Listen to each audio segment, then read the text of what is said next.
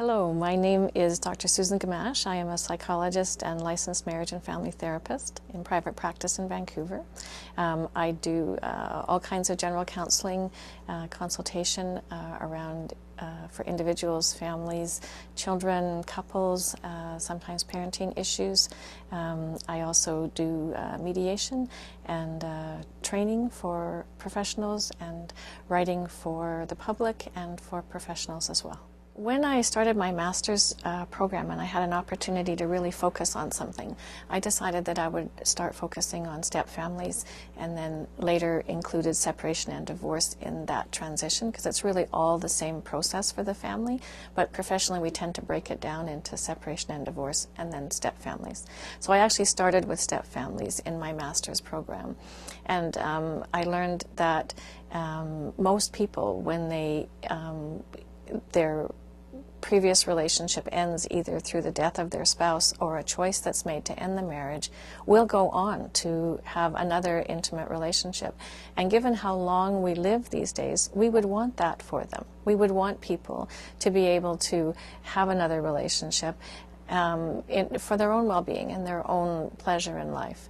So often these second relationships then come with children for either one of the parties or both of them. In the United States, we expected that in 2010, step families would actually become the most common form of family. I actually don't know whether that has actually occurred, but it was expected to happen in 2010. So even if they're not the most prevalent form, they're still a very, very common form of family. And so as such, they are families that also deserve our support and our attention and our understanding in terms of how to help them have the best family environments that they can have.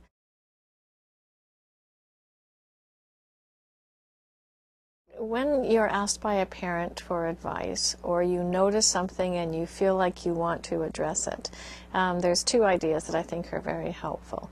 The first one is to check your assumptions. You don't know what the structure of that family is. You won't know if it's a new step family or an older step family. You won't know what kind of understandings or lack of understandings they have in terms of how their family is functioning. And so you want to be careful that you don't bring your own assumptions into it and that you don't look at it through your lenses. It may be that they've developed some ways of handling different pieces of the family that are actually very useful for them. And it's not really there for you to judge or criticize about whether you think that that is a useful way to do it or not. It's when they're trying to put two family groups together, sometimes the solutions can look very different than what a typical mom, dad, and the kids family would look like.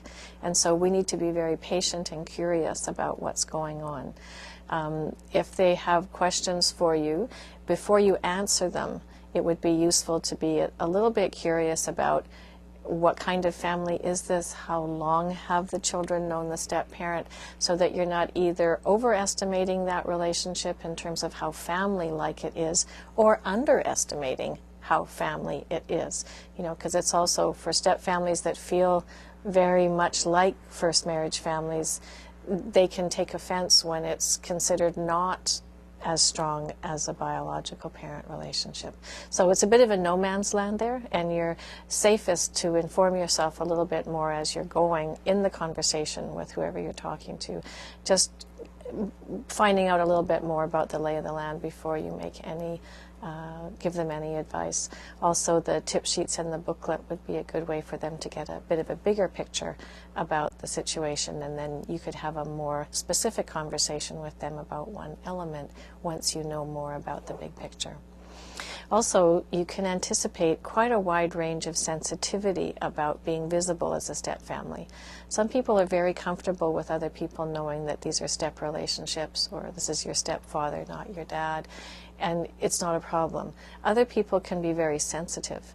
So again, the family services provider is in a bit of a no man's land about how comfortable the person will be with being visible about that. And so if they're approached for help, that kind of gives you a bit of a cue that they're actually interested. But if you notice something and want to make a comment, you may actually be making a comment to somebody who's not comfortable being visible about being a step family. So it's important to be mindful when we enter into these conversations that we actually don't really know where we are until we know more about the structure of the family, and we also have the permission of the person we're speaking with to be involved in this conversation with them. So, in general, it's a population that can really benefit from having good information, and at the same time it's difficult to get information to them because of these wide variety of different kinds of families, and also their different level of sensitivity to being visible or their interest in learning. So it's a slippery slope, and I would just advise practitioners to take their time and to be mindful and respectful as they're trying to be helpful.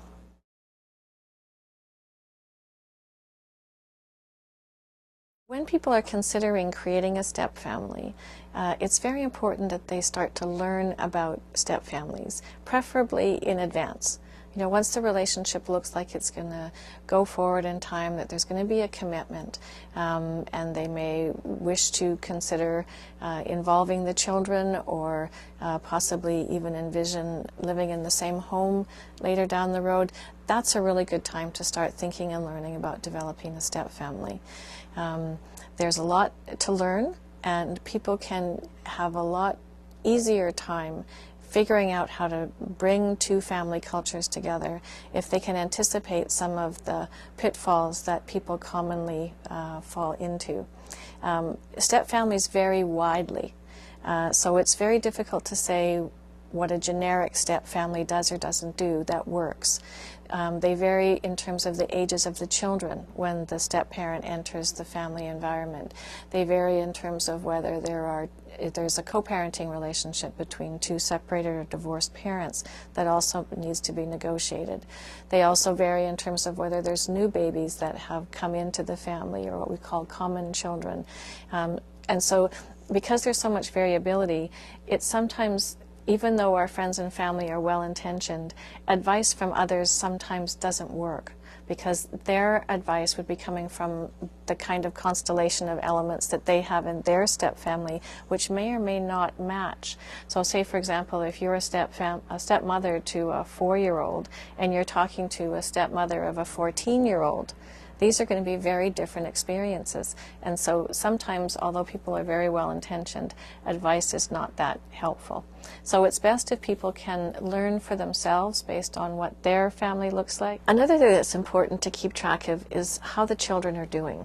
So parents know their children well. So keep an eye on them. How are they doing? How are they handling the changes that you're asking them to make? And if you see that they're starting to kind of fall apart a little bit, or it seems like it's just too much, to slow down.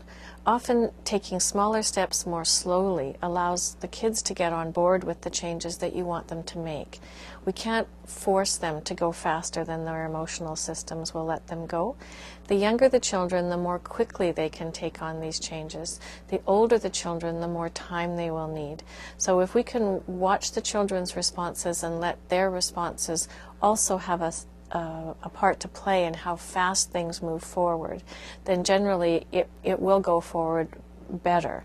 Often new couples and step families have a desire to rush into living together, and this can often actually take away some of the joy that the new couple has in being new and having time together without the burdens of domestic organization. So I always encourage new couples to enjoy your time together without the burdens of parenting together and domestic work together, so that when you get to having those challenges, you actually know each other better and have had the benefit of some time together.